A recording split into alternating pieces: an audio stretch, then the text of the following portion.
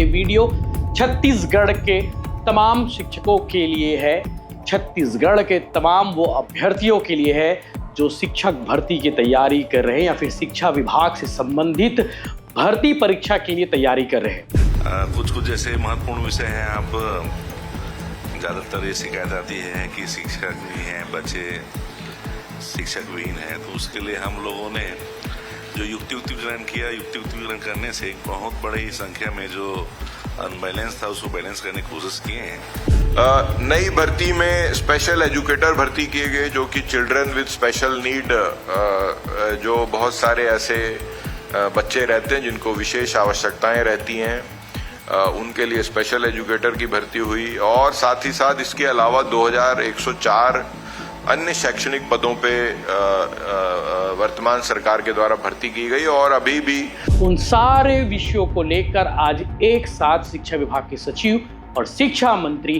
Press conference किए और press conference में कौन कौन से महत्वपूर्ण विषयों पर उन्होंने बातचीत की है, यह आपको पूरा वीडियो देखना चाहिए। नमस्कार, जय जोहार, जय छत्तीसगढ़। मैं यशवंत साहू और आप देखना शुरू कर चुके हैं भिलाई टाइम्स और ये वीडियो छत्तीसगढ़ के तमाम शिक्षकों के लिए है, छत्तीसगढ़ के तमाम वो अभ्यर्थियों के लिए है जो शिक्षक भर्ती की तैयारी कर रहे हैं या फिर शिक्षा विभाग से संबंधित भर्ती परीक्षा के लिए तैयारी कर रहे हैं। क्योंकि आज छत्तीसगढ़ संवाद भवन से छत्तीसगढ़ शिक्षा विभाग के सचिव डॉक्टर कमलप्रीत सिंह और छत्तीसगढ़ के शिक्षा मंत्री गजेंद्र यादव ने एक साथ बैठकर प्रेस कॉन्फ्रेंस की। और इस प्रेस कॉन्फ्रेंस के जवाब में आप देखेंगे, इस प्रेस कॉन्फ्रेंस में देखेंगे उन सारे सवालों के जवाब उन्होंने दिए हैं जो सभी शिक्षकों के मन में उद्वेलित है, सभी शिक्षक भर्ती की तैयारी करने वाले प्रतिभागियों के मन में है।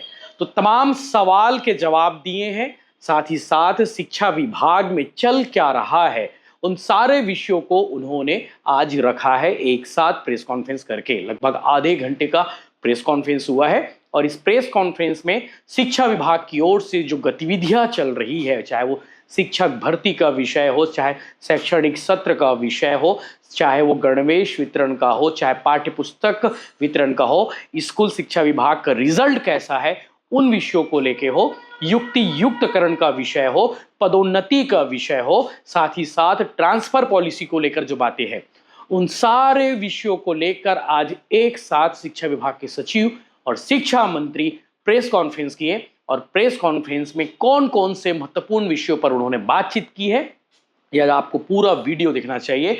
तमाम शिक्षकों को देखना चाहिए, तमाम शिक्षक भर्ती की तैयारी करने वाले प्रतिभाशाली युवाओं को देखना चाहिए, ताकि उनके मन के जो सवाल हैं उन सारे सवालों के जवाब निकल जाए। क्योंकि शिक्षक भर्ती को लेकर अभी बहुत सारे सवाल हैं। सीटेट वालों को मौका मिलेगा कि नहीं मिलेगा, साथ ही साथ विज्ञान समूह वालों को नौकरी मिलेगी कि नहीं मिलेगी, उनके लिए वैकेंसी निकाला जाएगा कि नहीं निकाला जाएगा।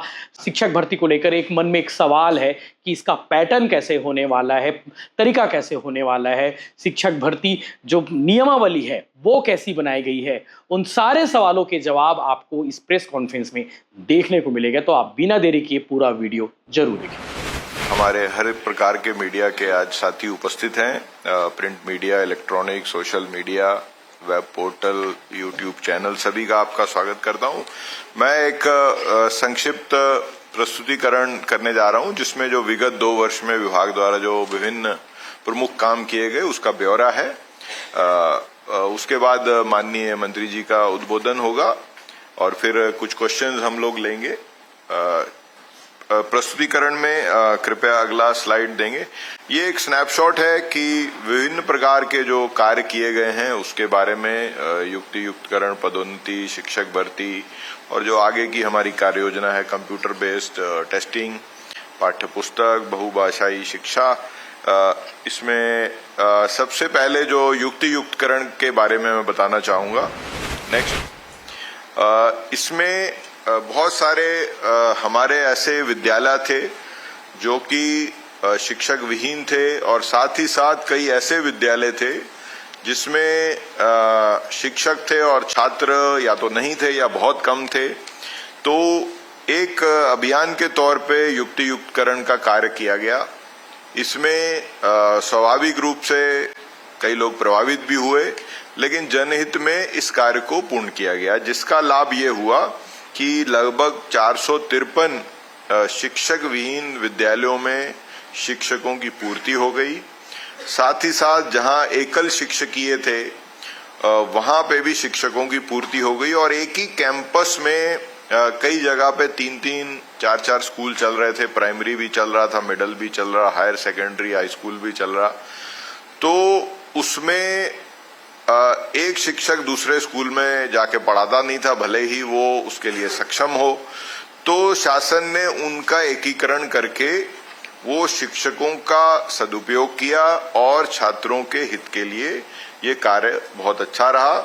इसमें कई बार विषय आता है स्कूल कम हो गए, स्कूल, वो केवल जो स्कूल कोई इसमें कम नहीं हुए, लगभग वो अधोसंरचना, लगभग सारी अधोसंरचना का उपयोग हो रहा है। केवल उनका एकीकरण के माध्यम से अधिकांश स्थलों पे उनका समायोजन किया गया। इससे एक बहुत बड़ा जो वर्षों से जो चीज महसूस की जा रही थी कि ये करना चाहिए, वो उसका क्रियान्वयन हो पाया।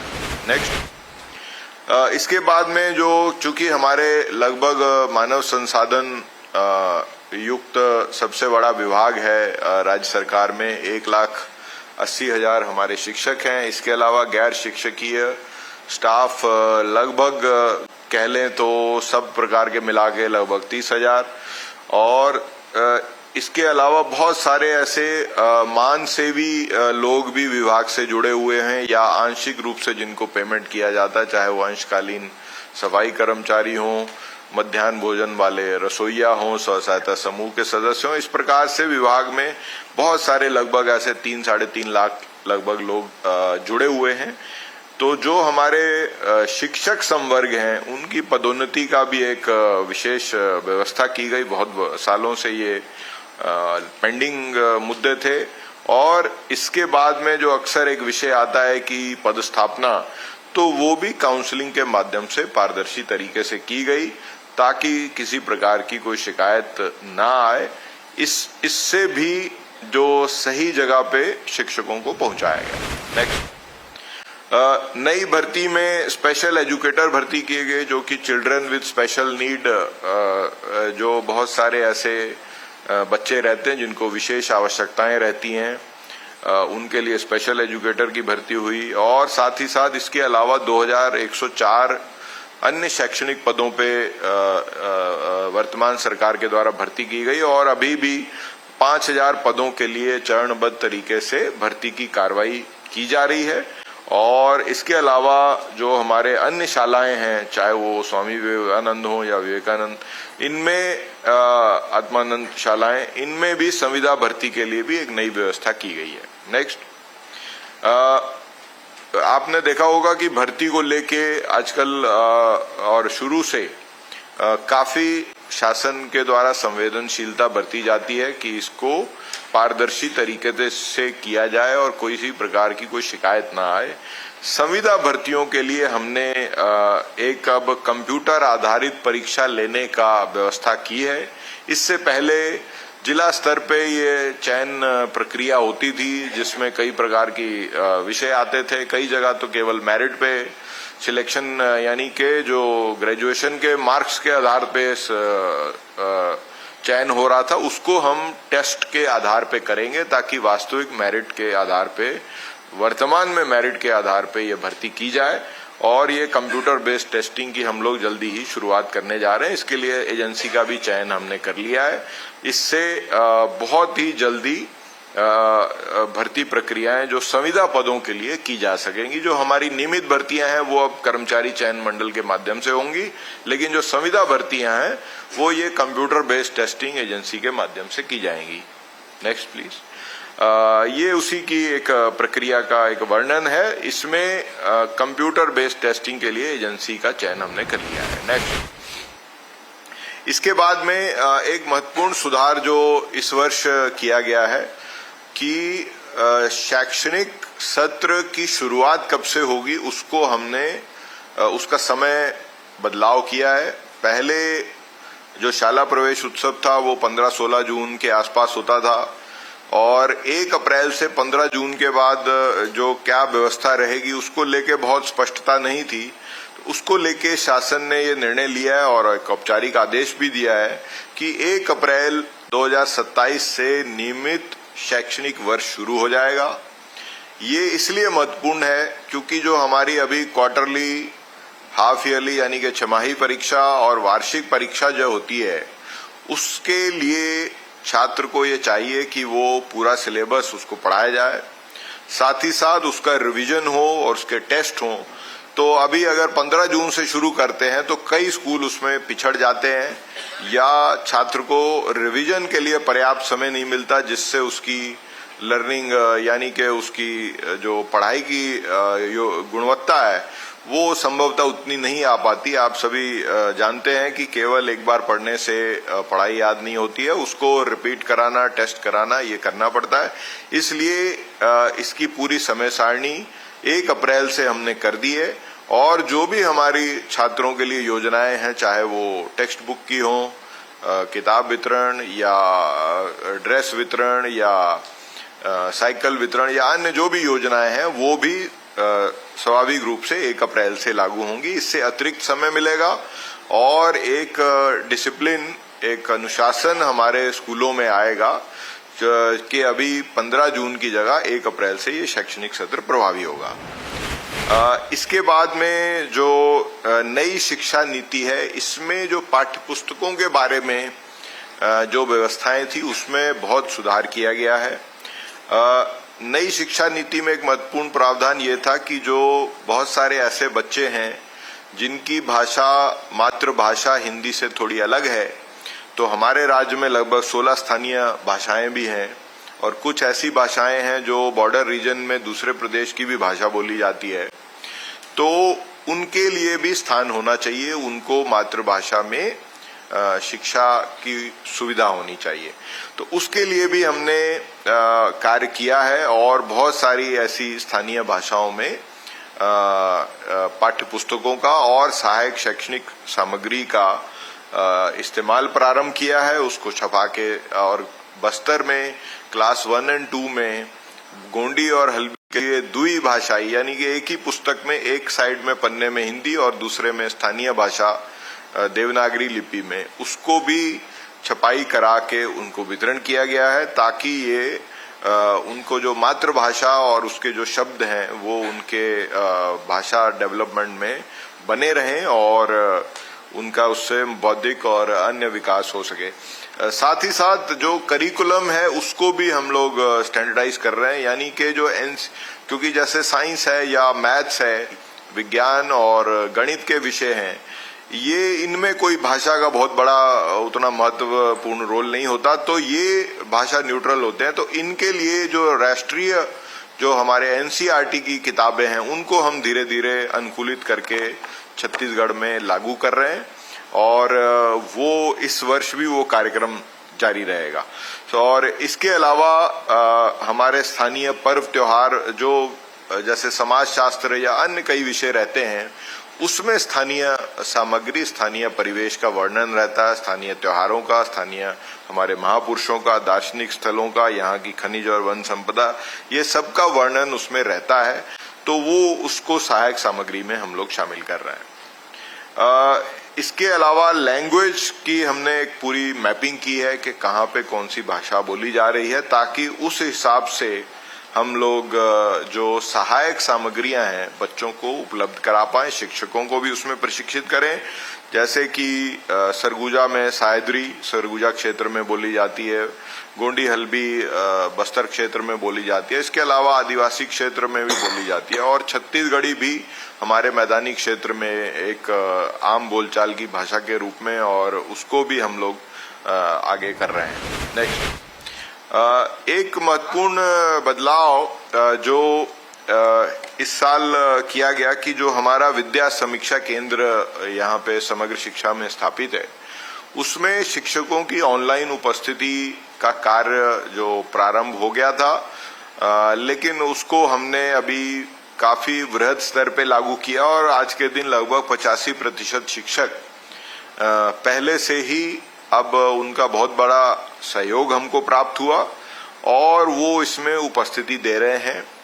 जहां पे ऑनलाइन उपस्थिति जियो टैग्ड रहती है, यानी कि जिस स्कूल में वो पदस्थ हैं जब तक वो स्कूल में नहीं जाएंगे वो उपस्थिति नहीं लग पाएगी। ये केवल शिक्षकों के लिए नहीं है, ये सभी शिक्षा विभाग के अधिकारी, कर्मचारी, क्लरिकल स्टाफ, क्लास 4 स्टाफ सभी के लिए है। इससे एक अनुशासन भी आता है और दूसरा इसको हम आगे भी इसमें कुछ अभी हम लोग बदलाव करने जा रहे हैं, जिससे कि आगे चल के जिन स्कूलों में अभी इंटरनेट की कुछ समस्या है तो वहां पे भी ये उपस्थिति डिवाइस में दर्ज की जा सकेगी और जब भी वो नेटवर्क में आएंगे तो उसका डाटा हमारे पास विद्या समीक्षा केंद्र में आ जाएगा। तो जो ऑफलाइन केंद्र हैं, जैसे बस्तर क्षेत्र में कई बार ऐसा विषय आता है कि जी बहुत सारे स्कूलों में इंटरनेट उपलब्ध नहीं है, तो वो समस्या भी दूर हो जाएगी। हालांकि मैं ये बताना चाहूंगा कि जो हमारे टॉप के जिले हैं उसमें बस्तर के ऐसे बहुत सारे जिले हैं नारायणपुर को छोड़ के, जिसमें लगभग 85% 80% शिक्षक ऑलरेडी बस्तर के भी ऑनलाइन उपस्थिति दे रहे हैं, क्योंकि बहुत सारे टावर विगत 2-3 वर्षों में लग गए हैं जिससे स्कूलों में नेटवर्क उपलब्ध है। इसको आगे बढ़ाया जाएगा। ये हमारे अधिकारी कर्मचारियों के लिए एक भारत सरकार का पोर्टल है, आई गॉट कर्मयोगी पोर्टल। इसमें हमने उनको पंजीयन किया है। इसमें सभी प्रकार के विषय पर ऑनलाइन प्रशिक्षण वो कभी भी प्राप्त कर सकते हैं और ये जो प्रशिक्षण है ये प्रशासनिक अकादमियां, बहुत सारे रिसर्च सेंटर भारत सरकार के और राज्य सरकारों के उनके माध्यम से ये बनाए गए हैं। चाहे इसमें कोई क्रय प्रक्रिया की जानकारी हो या अन्य प्रकार के संचालन संबंधी जानकारी हो, नियमों की जानकारी हो, तो उनको वो कर सकते हैं। इसके बाद में उनके जो लीव लेनी रहती है उसके लिए भी EHRMS के लिए, ये अवकाश प्रबंधन के लिए सारा पोर्टल बना हुआ है और पेपरलेस के माध्यम से ये कार्य किया जा रहा है। नेक्स्ट, इसमें छत्तीसगढ़ भाषा में भी, छत्तीसगढ़ी में भी हम लोग पाठ्यक्रम का निर्माण कर रहे हैं। इसको भी आगे पाठ्यक्रम में शामिल करने की हमारी योजना है। अन्य भाषाओं के लिए बारे में मैंने जानकारी पहले ही दे दी है। जो हमारी निशुल्क जो छात्रों को विभिन्न प्रकार की सामग्रियां उपलब्ध करा रहे हैं, निशुल्क पाठ्य पुस्तक, ये सभी जगह ये पाठ्य पुस्तक जो छत्तीसगढ़ बोर्ड की वो वितरित हो चुकी है। सरस्वती साइकिल योजना भी लगभग ये पूर्णता ये हमारे पास पहुंच चुकी है और वितरित भी हो चुकी है। निशुल्क गणवेश केवल एक जिले में कुछ हद तक एक सेट शेष है, वो भी हमको प्राप्त हो गया है। ये हथकरघा विभाग के माध्यम से हमको प्राप्त होता है।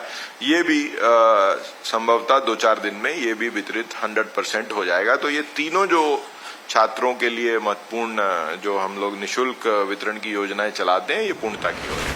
नेक्स्ट, परीक्षा परिणाम में इस वर्ष आपको अपने बहुत लोगों ने कवर भी किया होगा कि पिछले वर्ष उससे पिछले वर्ष की तुलना में बेहतर परिणाम आया है। 10वीं और 12वीं का लगभग 2% औसत के तौर पे ये बेहतर हुआ है और माननीय मंत्री जी के मार्गदर्शन में ये उपलब्धि विभाग द्वारा दर्ज की गई। इसके लिए बहुत स्तर पे जिलों पे जाके समीक्षा और पालकों को भी प्रोत्साहित करना और अन्य कार्य पूरे वर्ष भर संचालित किए गए, जिसके ये परिणाम आया। नेक्स्ट, AI के बारे में अभी भविष्य की बहुत सारी कार्य योजनाएं लोग पूछ भी रहे हैं कि आप किस प्रकार से इस्तेमाल करेंगे। इसकी जो हमारी कार्य योजना है इसके बारे में मैं बताना चाहूंगा कि इसके बारे में जल्दी ही हम लोग एक AI का कॉन्फ्रेंस आयोजित करने वाले हैं, शिक्षा विभाग, जिसमें हम भारत की और कुछ कह लें विश्व की जो सबसे आगे बड़ी कंपनियों को बुलाएंगे और साथ ही साथ हमारे शिक्षक, हमारे प्राचार्य, हेडमास्टर, उनको भी बुलाएंगे, विभाग के भी अधिकारी रहेंगे और उनसे हम, क्योंकि ये AI फील्ड बहुत ही उभरता हुआ फील्ड है, इसमें आज अगर कुछ स्थिति है तो 2-3 महीने में स्थिति बिल्कुल ही बदल जाती है, कुछ नया प्रोडक्ट आ जाता है।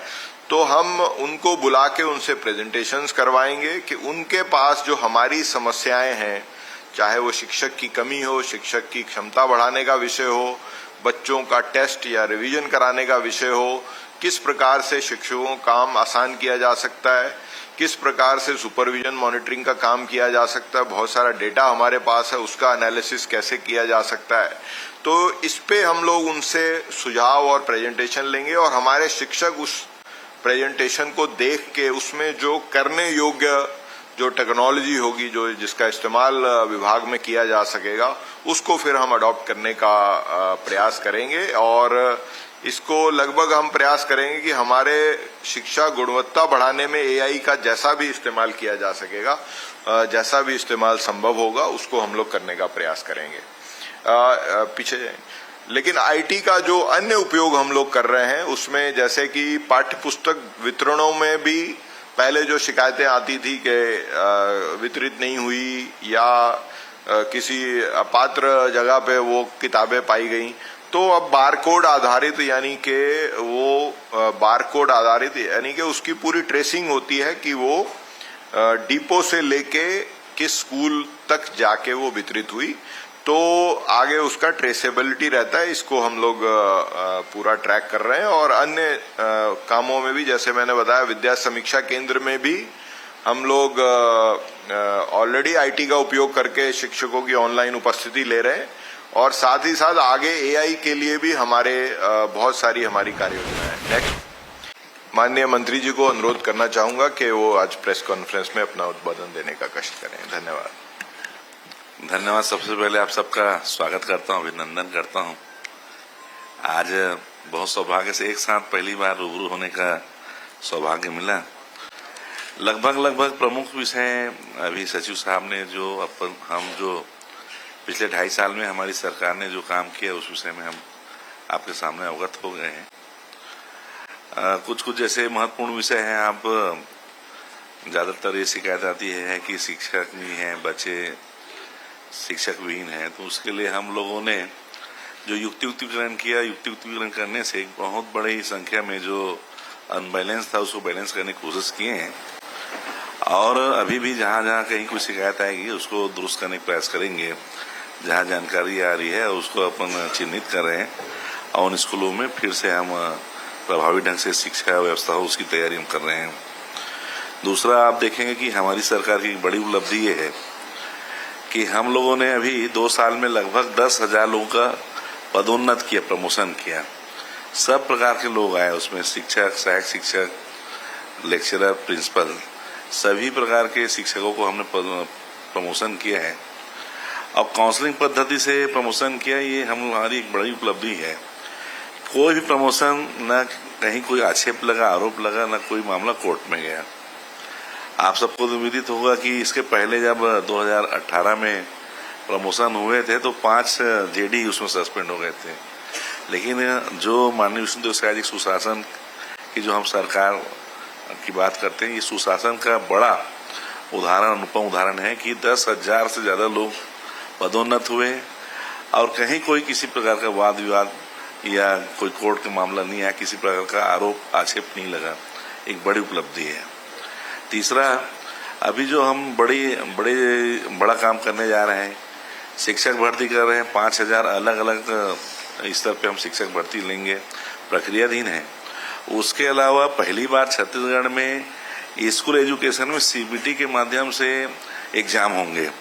आप सबको ध्यान में है कि पहले आत्मानंद में भर्तियां होती थी।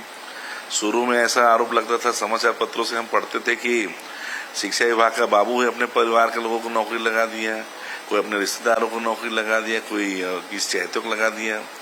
बाद में जब परसेंटेज बेस पे हुआ तो परसेंटेज में भी शिकायत है कि कई निजी विश्वविद्यालय से, कोई राजस्थान से, कोई किसी स्टेट से निजी विश्वविद्यालय का प्रमाण पत्र लेके आके परसेंट पे 92-93% लेके आके लोग नौकरी लग जाते थे। तो उसमें भी कहीं न कहीं स्तर गुणवत्ता की बात आती थी। तो हमने इस बार ऐसा किया कि एक निजी कंपनी को हमने हायर किया है और निजी कंपनी सीबीटी के माध्यम से एग्जाम लेगा। पूरी तरह से पारदर्शिता रहेगी, कोई लीकेज का प्रश्न नहीं है और 1 सप्ताह के अंदर पूरी भर्ती प्रक्रिया हम कर देंगे। तो ये सुशासन, पारदर्शिता ये भी एक बड़ा उदाहरण हो सकता है कि पूरे देश में पहली बार स्कूलों में अगर कोई शिक्षक भर्ती हो रही तो सीबीटी के माध्यम से हम भर्ती कर रहे हैं। अभी शिक्षा व्यवस्था के साथ साथ हम लोग लोगों में शिक्षक संस्कार भी हो, उसको भी हमने चिंतन किया। संस्कार में आप राष्ट्रगीत होगा, राष्ट्रगान होगा, 3 मंत्र, चूंकि दीप मंत्र है, सरस्वती मंत्र है, गुरु मंत्र है, ये 3 मंत्रों का व्याख्यान बच्चे करें। साथ ही साथ जब भोजन के समय भोजन के प्रति एकात्मता रहे, सम्मान रहे, उसको ध्यान में रख के बच्चों के अंदर संस्कार के लिए भोजन मंत्र को किया। शाम को स्कूल छुट्टी के समय राजगीत को अनिवार्य किया। राजगीत के साथ साथ गायत्री मंत्र और गायत्री मंत्र के साथ शांति पाठ बच्चे करें। ऐसे संस्कार के लिए मंत्रों की व्यवस्था हमने की जा ताकि उनके अंदर में एक संस्कार, विचार और एक पॉजिटिव एनर्जी बच्चों के अंदर है, आसपास का वातावरण बहुत अच्छा रहे, उसको हमने लागू किया। सैटरडे को जो अभी आपके सामने बताया कि बैकलेस डे हम कर रहे हैं। बैकलेस डे में जितने हमारे महापुरुष हैं, हमने लगभग प्रदेश के देश के जो प्रमुख महापुरुष हैं 30 के आसपास महापुरुषों का एक कैलेंडर हमने सारे जिलों को जारी किया है। उस कैलेंडर में हर महीने जिस महापुरुष का जन्म हो उसका वाचन होगा। स्कूलों में उस जिस महीने में पर्व होगा, स्थानीय पर्व होगा, त्योहार होगा, वो त्योहार को सांकेतिक रूप से मनाया जाएगा, उसके बारे में लोगों को बताया जाएगा। लोकल खेलों को प्रोत्साहित करेंगे। और साथ ही साथ मैं बताना चाह रहा हूं कि आने वाले समय में जो रानी लक्ष्मीबाई आत्मरक्षा जो दल गठन की बात जो माननीय प्रधानमंत्री जी ने की है, हम लोग आने वाले समय में हमारे स्कूल में पढ़ने वाले सभी बच्चों को एनसीसी के जो माध्यम से और जो हमारे जो सेना के पूर्व अधिकारियों के माध्यम से उन बच्चों को आत्म सुरक्षा का भी प्रशिक्षण हम आने वाले समय में सैटरडे करेंगे। और हायर सेकेंडरी लेवल के स्कूलों में जहाँ पे स्काउट दल है, एनसीसी दल है, उन स्कूलों में अनिवार्य बैंड दल संचालित हो ताकि बच्चों को संगीत, वादन, ये सारी चीजें है, उसकी भी हम तैयारी करने वाले हैं। बरसात के बाद हम उसका करेंगे।